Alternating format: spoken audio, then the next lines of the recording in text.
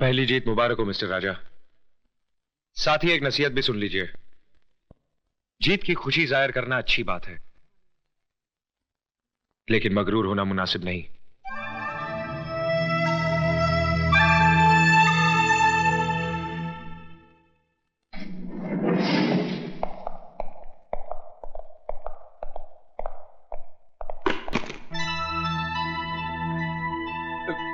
गिर गया सर। क्या? बैग। मैं समझा आप।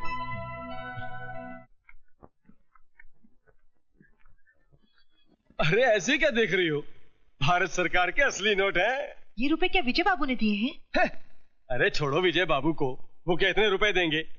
ये तो राजा बाबू है जिन्होंने कांच के ढेर में से मुझ जैसे हीरे को पहचान लिया और मेरी कीमत लगा दी। कीमत नहीं लगाई, उन्होंने बल्कि कुत्ते के सामने रोटी फेंकी है। लक्ष्मी चीखो मत। ये पकड़ो, इधर आओ। ये देखो। ये सब किसने दिया? विजय बाबू ने। विजय बाबू ने?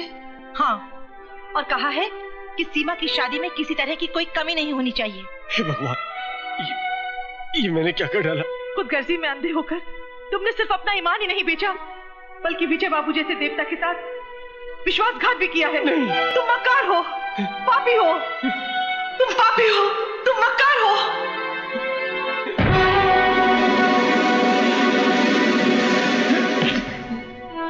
ये क्या कर रहे हैं आप? मुझे छोड़ दीजिए विजय बाबू, मुझे मर जाने दीजिए। नहीं मैनेजर साहब, नहीं। मैं मैनेजर नहीं मालिक, मैं आपका गुनहगार हूं।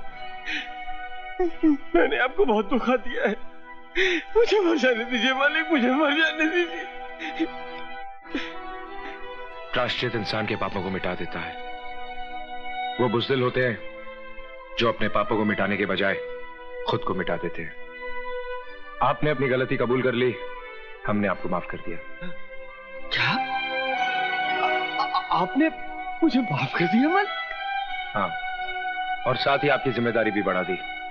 आज से टेंडर पर साइन भी आप ही करेंगे। आप धन्य हैं मालिक, मेरी उम्र भी आप ही को लगी है मालिक, मेरी उम्र भी आप ही को लगी। बिजनेस हमने भी किया है बेटे, और अपने जमाने के बहुत बड़े बिजनेसमैन रहे हैं हम, लेकिन अपने बिजनेस को बढ़ाने के लिए हमने किसी के साथ घटिया चाल नहीं चली जैसी तुमने विजय के साथ चली है। विजय विजय विजय, आखिर गायर के लिए आपके दिल में इतनी जगह क्यों है? ईमानदार इंसान के लिए हर दिल में जगह होती है बेटा। अगर तुम भी विजय की तरह कामयाबी हासिल करना चाहते हो तो जाओ और ईमानदारी के साथ सारे टेंडर्स विजय के नाम ट्रांसफर कर दो और उससे अपनी की हुई गलती की माफी मांगो। वो तुम्हें जरूर मुआफ कर देगा। पास कीजिए डैड, इसी तरह से उस दिन फंक्शन में आपने उसे आगे कर दिया था, और आज आप मुझसे कह रहे हैं कि मेरा करोड़ों का टेंडर मैं उसके नाम कर दूं। Why dad, why? आखिर क्या लगता है वो आपका? आप चुप क्यों हैं? बताइए ना डैड, क्या लगता है वो आपका? राजा, होश में आओ। तुम जानते हो किससे जवाब तलब कर रहे हो? हाँ हाँ, बहुत अच्छी तरह से जानता हूं।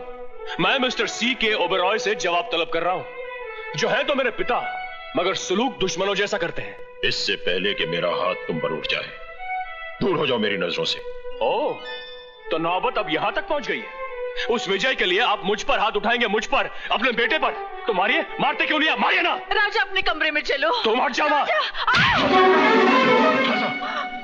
शारदा, माँ, देख क्या रहे हो आप? डॉक्टर को बुलाओ। जी।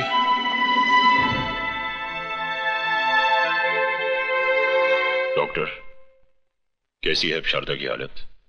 ब्लड प्रेशर थोड़ा लो हो गया है, घबराने की कोई बात नहीं, जरा आराम की जरूरत है। अच्छा, मैं चलता हूँ। जगत मामा, All India Mill Owners Association के प्रेसिडेंट के इलेक्शन होने वाला है। ठीक है, तो ओबेरॉय साहब को खड़ा करके 50-60 पेटी अंदर कर लेते हैं। ओबेरॉय साहब इलेक्शन में खड़े होने के लिए तैयार नहीं है। ठीक है, तो उनको बिठा देते, विजय को खड़ा कर लेते। विजय तो राजी खुशी तैयार हो जाएगा। वो खुशी खुशी तैयार हो जाएगा और ओबेरॉय साहब पीछे पीछे रोते हुए तैयार हो ही जाएंगे। वो कैसे मामा? भैया, जिसे कोई नहीं पहुंचता उसे उसका पेट पहुंचता है, औलाद पहुंचती है। यहाँ पे हाथ में राजा का मरोड़ूंगा, दर्द ओबेरॉय साहब को होगा। ऐसे क्या देख रही हो शारदा? जो मांगोगी तो। और अगर बेटा कुछ मांगे तो क्या उसे भी मिलेगा? आओ बेटा आओ। क्यों नहीं, मांगो, क्या मांगते हो? इस पेपर पर साइन कर दीजिए। क्या ये? अरे इस इलेक्शन के लिए मैं पहले मना कर चुका हूं। मैं इस मुसीबत में फंसना नहीं चाहता। हंस तो आप उसी दिन गए थे जिस दिन आपकी मुझसे शादी हुई थी। आधी जिंदगी तो मेरी खुशियों के लिए लुटा दी, आधी अपने बेटे के लिए लुटा दीजिए। ऐसी बात है? ठीक है, लाओ पेन।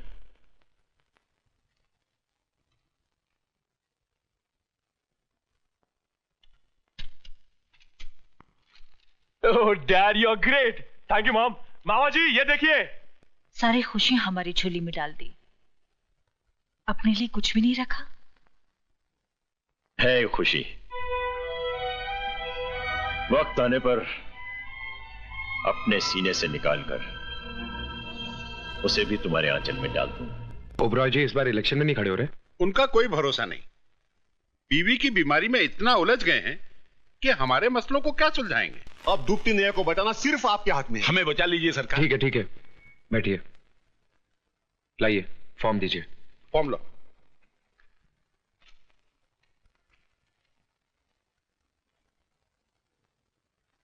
कुछ धन मेरा मतलब है लक्ष्मी जी के दर्शन हो जाते तो। मैनेजर साहब इनको 50 लाख। 60 लाख दे दीजिए। जी आइए मेरे साथ। बहुत बहुत शुक्रिया विजय बाबू।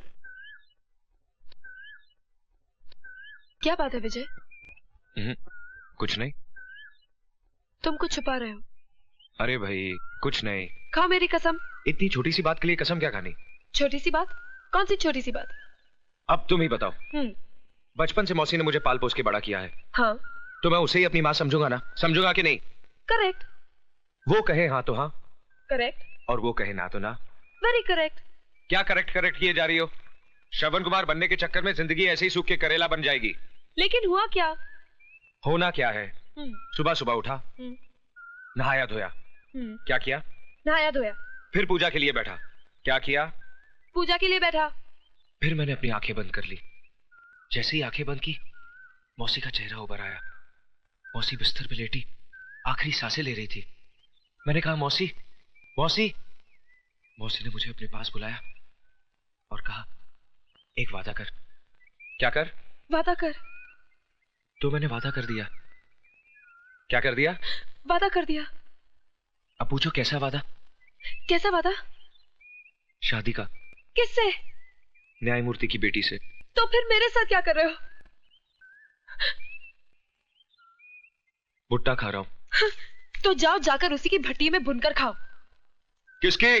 वही न्याय अन्यायमूर्ति की बेटी की। अरे भाई न्यायमूर्ति हिंदी में जज को कहते हैं।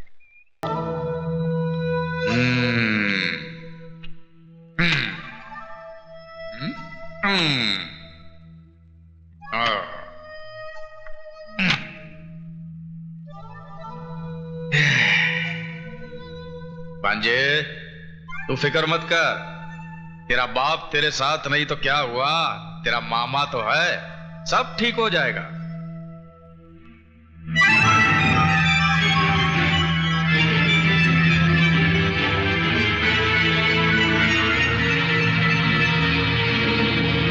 क्या खाक ठीक होगा मामा?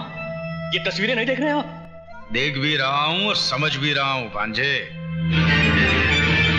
भांजे दुनिया में सिर्फ 3 ही मामा खतरनाक साबित हुए हैं। एक कंस मामा, दूसरा शकुनी मामा और तीसरा ये जगत मामा।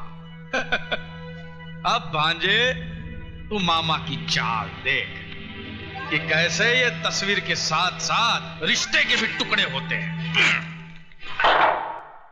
जज साहब आज तो आप कमाल पे कमाल किए जा रहे हैं। आज आपका हर स्ट्रोक ऐसा गजब का पड़ रहा है कि सारे बॉलों को उड़ाते फिर भी आपका बॉल सीधा पॉकेट में जा रहा है। अरे सक्सेना साहब, अमरनाथ जी सिर्फ खेल में ही नहीं सोसाइटी में भी ऐसे ऐसे स्ट्रोक्स लगाते हैं कि बड़ी बड़ी हस्तियां इनके पॉकेट में रहने लगी है। अच्छा ऐसी कौन सी बड़ी हस्ती है, जरा हमें भी तो पता चले। मामा जी शायद ओबेराय साहब और अपने भांजे राजा की ओर इशारा कर रहे हैं, जिनके साथ जज साहब की बेटी का रिश्ता तय हुआ है। ओ कपूर, क्या तुम जज साहब को अपने स्टैंडर्ड का समझते हो? हैं? अरे भाई, इनका दिमाग हमारे दिमाग से 100 साल आगे है। इनकी बेटी की शादी मेरे भांजे राजा के साथ नहीं, विजय कुमार के साथ तय हुई है। विजय कुमार? माना विजय कुमार शहर का बहुत ही बड़ा बिजनेसमैन है, पर कोई इज्जतदार आदमी विजय कुमार को अपना दामाद कैसे कबूल कर सकता है? अरे इबादत मियां, अब काहे छिलके उतारने के फेर में हो? जानते नहीं पैसे में बड़ी ताकत होती है, वो बड़े से बड़ा दाग धो देती है। और फिर जज साहब ने भी तो कुछ सोच समझ कर ही फैसला किया होगा। भाई, मैं तो अपनी बेटी का हाथ किसी कंगाल के भी हाथ में देने को तैयार हो जाऊंगा, मगर किसी ऐसे हरामी के हाथ में नहीं, जिसके नाम मां बाप का पता हो न जात पात का।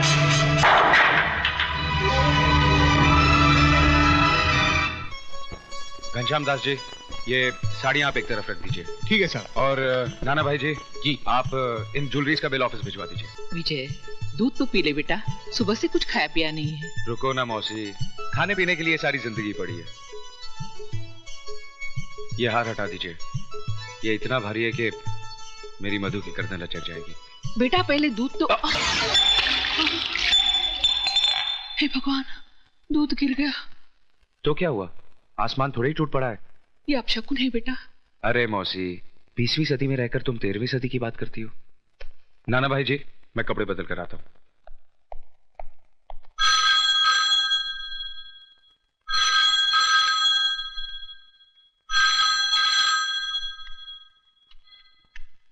हेलो, मैं जज अमरनाथ बोल रहा हूं। बोलिए जज साहब, मैं विजय की मौसी बोल रही हूँ। शगुन का सामान तो वापस मिल गया होगा? वापस? मैं समझी नहीं। मैंने ये रिश्ता तोड़ दिया है। लेकिन क्यों? मैं मानता हूं कि बेटी पराई अमानत होती है, लेकिन इतनी भी पराई नहीं कि उसे किसी भी खूंटे से बांध दिया जाए। ये आप क्या कह रहे हैं? मेरी कुछ समझ में नहीं आ रहा है। मैं एक नाजायज औलाद को जायज दामाद नहीं बनाना चाहता। जिसके न धर्म का पता है न जात का, उसे मैं अपनी बेटी का सुहाग नहीं बनाना चाहता।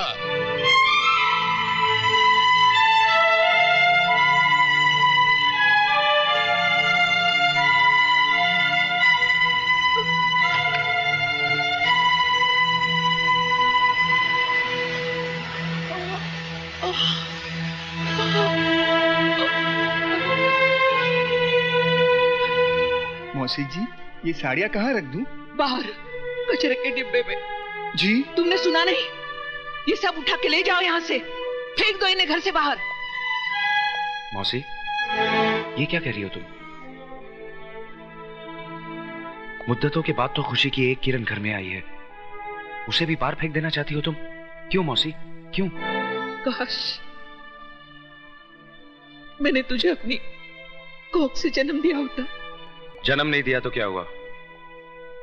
पाला तो है तुमने। यशोदा देव की नहीं बन सकी कभी। कौन कहता है?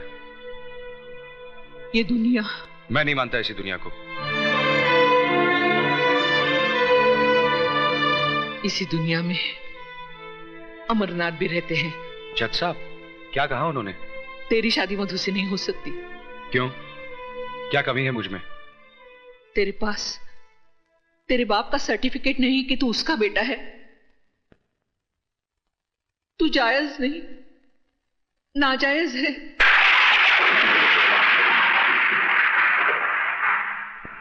तू हरामी है।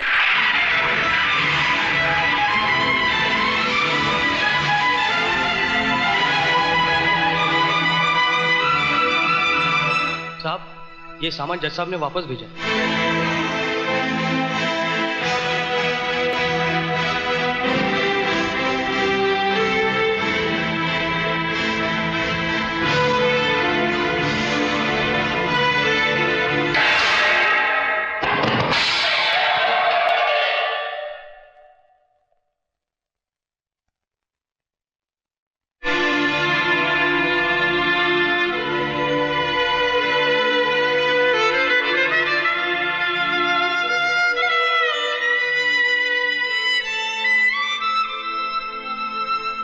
क्या सोच रहा है?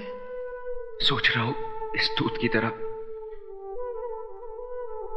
मेरी मां की छाती से दूध का एक कतरा जमीन पे ना गिरकर मेरे मुंह में गिर गया होता तो आज मुझे कोई हरामी न कहता, नाजायज न कहता। वाकई दूध का गिरना अपशगुन होता है, बहुत बड़ा अपशगुन। बहन जी, आपने मेरी बेटी का रिश्ता मंजूर करके मेरी इज्जत रख ली। आपका यह एहसान मैं जिंदगी भर नहीं भूलूंगा। नमस्ते।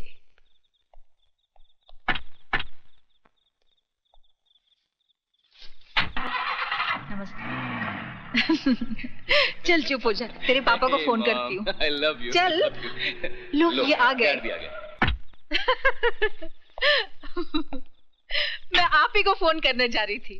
क्यों, कोई खुशखबरी है क्या? सुनोगे तो खुशी से नाचने लगोगे। अरे वाह, तो लो हम पहले से ही नाच लेते हैं। सुनो ना, जज साहब आए थे, अपनी बेटी का रिश्ता हमारे राजा के साथ तय कर गए।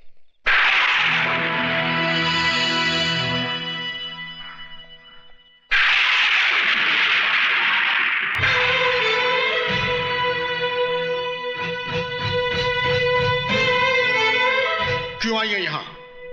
आपसे भीख मांगने। भीख में इंसान 2 पैसे या 2 रोटी देता है, अपने जिगर के टुकड़े या